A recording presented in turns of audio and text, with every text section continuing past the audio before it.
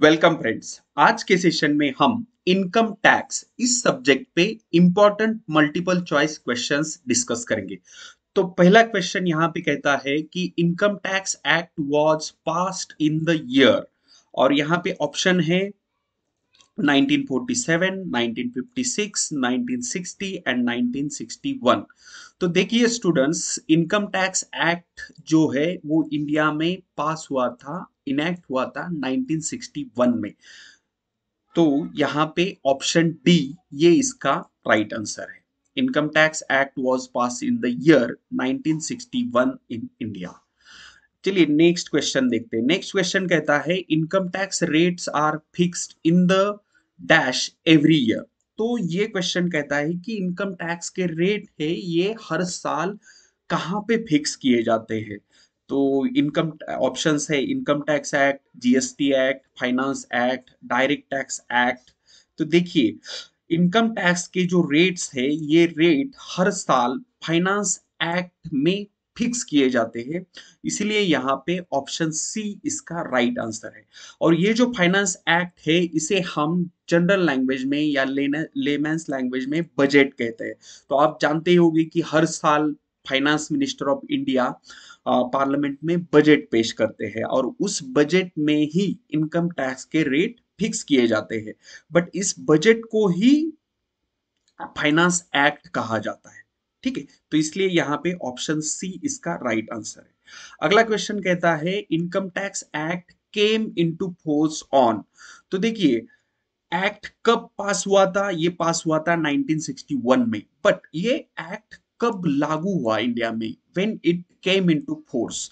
तो यहाँ पे डेट है 1 अप्रैल 1961, 1 अप्रैल 1962, 1 जून 1956 एंड 1 अप्रैल 1960। तो देखिए जैसे कि हम जानते हैं प्रीवियस क्वेश्चन में ही देखा इनकम टैक्स एक्ट इनेक्ट हुआ था 1961 में, और ये लागू हुआ या income tax act came into force on 1 अप्रैल 1962। सो यहाँ पे ऑप्शन बी इसका राइट आंसर है। ठीक है, अगला क्वेश्चन देखते हैं। अगला क्वेश्चन कहता है assessment year is the period of 12 months commencing from dash every year. तो देखिए ये कंसेप्चुअल क्वेश्चन है असेसमेंट ईयर पे। So assessment year is the period of 12 months commencing from dash every month. So basically it commences on 1 April every every year, 1 April. Okay, तो assessment year एक year है जिस year में assessee का जो भी tax payer है उसका जो इनकम टैक्स लायबिलिटी है वो असिस होता है, इसीलिए इसे असेसमेंट ईयर कहा जाता है। और असेसमेंट ईयर में प्रीवियस ईयर का जो भी इनकम है उस इनकम पे जो भी टैक्स लायबिलिटी है वो असिस की जाती है। फॉर एग्जाम्पल अभी करंट जो ईयर चल रहा है ये चल रहा है 2023-24। ओके, तो इस असेसमेंट ईयर में जो प्रीवियस ईयर है, प्रीवियस ईयर कौन सा 22-23, तो 22-23 में जो इनकम अर्न किया है उस इनकम का असेसमेंट कब होगा, उस इनकम का असेसमेंट होगा करंट ईयर में, यानी 2023-24। तो इस 2023-24 को हम करेंगे असेसमेंट ईयर, और ये 1 अप्रैल से ही स्टार्ट होता है, बेसिकली फाइनेंशियल ईयर की तरह ही है। बट इनकम टैक्स में ये दो इंपॉर्टेंट कॉन्सेप्ट है, दो इंपॉर्टेंट टर्म है, assessment year and previous year. तो इस पे ही हमें इनकम टैक्स के रेट डिपेंड होते हैं, असेसमेंट ईयर कौन सा है या प्रीवियस ईयर कौन सा है, इसी चीज पे इनकम टैक्स के रेट डिपेंड होते हैं। क्योंकि हमने जैसे डिस्कस किया कि हर साल बजट पेश किया जाता है और उस बजट में इनकम टैक्स के रेट फिक्स होते हैं। ओके, तो ऑब्वियसली हर साल कुछ ना कुछ चेंजेस होंगे। ऐसे भी होता है कि किसी साल गवर्नमेंट इनकम टैक्स के रेट में कुछ चेंजेस नहीं करती, बट हर साल बजट आता है तो देर इज अ पॉसिबिलिटी कि उसमें चेंज होते हैं। तो इसीलिए असेसमेंट ईयर और प्रीवियस ईयर ये बहुत ही इंपॉर्टेंट कॉन्सेप्ट्स है इनकम टैक्स में। असेसमेंट ईयर और प्रीवियस ईयर इस स्पेसिफिक टर्म पे, स्पेसिफिक कॉन्सेप्ट्स पे मैंने अलग से वीडियो बनाए हैं हमारे चैनल पे, और उसका लिंक भी मैंने डिस्क्रिप्शन बॉक्स में दिया है। अगर आपको कंफ्यूजन है असेसमेंट ईयर या प्रीवियस ईयर, और अगर आप उस बारे में जानना चाहते हैं तो आप वो वीडियो चेक कर सकते हैं। और इसके साथ इनकम टैक्स इस टॉपिक पे बहुत सारे वीडियोस है हमारे चैनल पे अवेलेबल है, क्योंकि देखिए उस पे प्रैक्टिकल प्रॉब्लम्स आते हैं, income from salary, income from house property, income from business, income from capital gains and total taxable income. इस सारे सारे चीजों पे जो प्रैक्टिकल प्रॉब्लम्स आते हैं, वो प्रॉब्लम्स भी मतलब उसका solution, step by step solution भी हमारे चैनल पे अवेलेबल है, तो आप वो जरूर देखिए। ठीक है, तो चलिए अभी अगला मल्टीपल चॉइस क्वेश्चंस देखते हैं। अगला क्वेश्चन कहता है income tax is a dash tax. तो यहाँ पे ऑप्शन है subsidiary tax, direct tax, indirect tax, optional tax. देखिए इनकम टैक्स हम सब जानते हैं कि ये डायरेक्ट टैक्स है, तो इसलिए यहाँ पे ऑप्शन बी इसका राइट आंसर है। अगला क्वेश्चन कहता है income tax is charge on the income of dash year. तो जैसे कि हमने अभी डिस्कस किया था, income tax is charge on the income earn in the previous year. Okay, तो जो भी इनकम प्रीवियस ईयर में अर्न होता है उस पे टैक्स चार्ज होता है असेसमेंट ईयर। तो असेसमेंट ईयर का पर्पस क्या है? असेसमेंट ईयर में असेसमेंट होता है इनकम का, प्रीवियस ईयर में जो इनकम अर्न किया रहेगा उसका असेसमेंट होता है, और अकॉर्डिंगली इनकम टैक्स चार्ज होता है। ठीक है, तो इसलिए ये स्टेटमेंट है income tax is charge on the income of previous year. तो यहाँ पे ऑप्शन डी इसका राइट आंसर है। नेक्स्ट क्वेश्चन कहता है the rates of income tax are.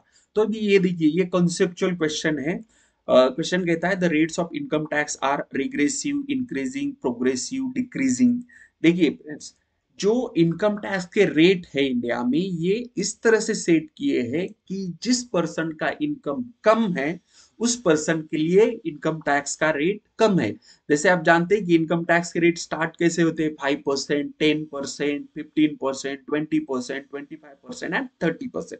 तो अगर पर्सन का इनकम बढ़ता है, मतलब इंक्रीज होता है, तो जैसे जैसे इनकम बढ़ेगा वैसे वैसे इनकम टैक्स का रेट भी बढ़ेगा।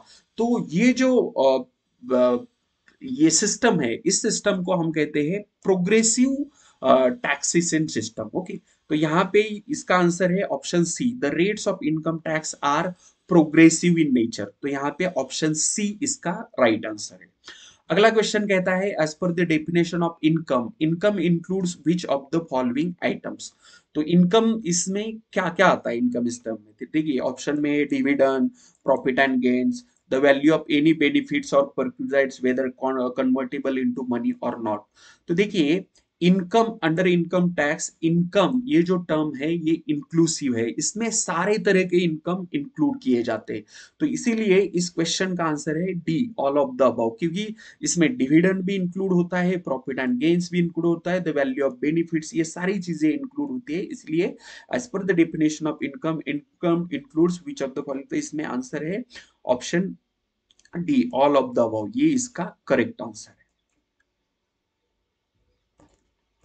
ठीक है, अभी नेक्स्ट क्वेश्चन, नेक्स्ट क्वेश्चन कहता है इनकम इज डैश कॉन्सेप्ट, और यहाँ पे ऑप्शंस है इंक्लूसिव, एक्सक्लूसिव, प्रोग्रेसिव और रिग्रेसिव। देखिए अभी इनकम टैक्स के रेट जो थे ये प्रोग्रेसिव थे, बट इनकम, ये ये जो कंसेप्ट है ये इंक्लूसिव कंसेप्ट है इन इनकम टैक्स एक्ट, क्योंकि हमने अभी देखा था income is a inclusive concept, मतलब इसमें सारे तरह के इनकम्स इंक्लूड होते हैं। इलीगली भी अगर किसी पर्सन ने इनकम अर्न किया है तो उसे भी इनकम में इंक्लूड किया जाएगा और उस पर गवर्नमेंट टैक्स चार्ज कर सकती है। ठीक है, तो इसलिए यहाँ पे ऑप्शन ए इसका सही आंसर है। अगला क्वेश्चन कहता है any winnings from lotteries, crossword puzzles, races including horse races, card games and other games is included in income. So any winning from lotteries, crossword puzzles, तो ये इंक्लूड किए जाते हैं या नहीं? तो ये डायरेक्ट क्वेश्चन है, ट्रू और फॉल्स में आंसर देना है। तो जैसे कि हमने डिस्कस किया income is a inclusive concept, इसमें सारे इनकम इंक्लूड होते हैं, तो जो भी विनिंग्स है lottery, crossword puzzles, illegal business, सारे इनकम में इंक्लूड होते हैं, इसलिए ये स्टेटमेंट ट्रू है। देखिए स्टूडेंट्स, हमारे चैनल पे जैसे मैंने कहा कि इनकम टैक्स इस टॉपिक पे बहुत सारे वीडियोस अवेलेबल है। अलग अलग टॉपिक पे जो प्रैक्टिकल प्रॉब्लम्स है, income from salary, income from house property, income from business and profession, total taxable income, इसका कैलकुलेशन कर कैसे करना है, बहुत सारे थ्योरेटिकल वीडियोस है, प्रैक्टिकल वीडियोस है। तो वो सारे वीडियोस के लिंक मैंने अभी आपको डिस्क्रिप्शन बॉक्स में दिए हैं, तो आप चैनल को सब्सक्राइब कीजिए, ये वीडियो आपके फ्रेंड के साथ शेयर किए, क्योंकि इनकम टैक्स पे और भी हम बहुत सारे वीडियोस अपलोड करने वाले हैं। Thank you friends, thanks for watching.